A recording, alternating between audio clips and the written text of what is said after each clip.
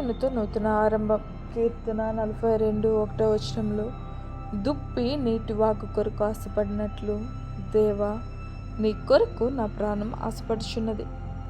బాగా ఎండకాయు వేళ బయట పనిచేసిన అనుభవం మన అందరికీ ఉండును.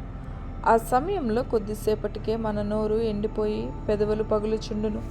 కొంచెం చల్లని నీరు త్రాగి సేద తీర్చవలనని మనము అప్పుడు ఆశించదుము.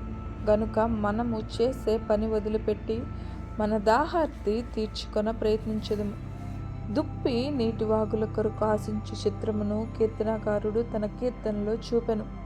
జంతు ప్రపంచంలో దుప్పులు వాటికి దాహమైనప్పుడు అత్యవసరంగా నీటిని వెదుక్కొనును. ఎందుకంటే వాటి దేహ ఉష్ణోగ్రతను కనపరచుటకు సేద్య గ్రంథంలో వాటికి కొదువుగా ఉండును. గనుకనే నీటి కొరకు తృష్ణగొని అర్చుచుండెను.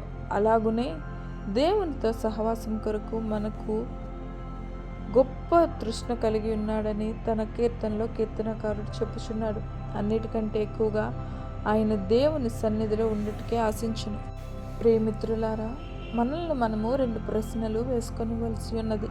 మొదటిది, మన అనుదిన జీవితంలో దేవునితో సహవాసం చేసి ఆయన సన్నిధిని వెతుకుటకు గట్టి తృష్ణ కలిగి ఉన్నామా?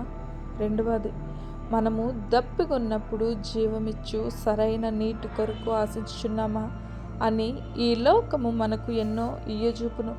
ధనము, సుఖభోగము, అధికారము మొదలగు వాటివన్నీ.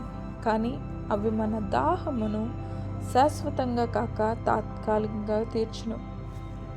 మనకు అవసరమైనంత సరైన నీటి వనరుడైన సర్వోన్నతుడైన దేవుడే.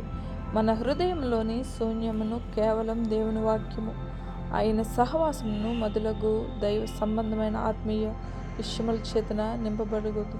ఆమేన్.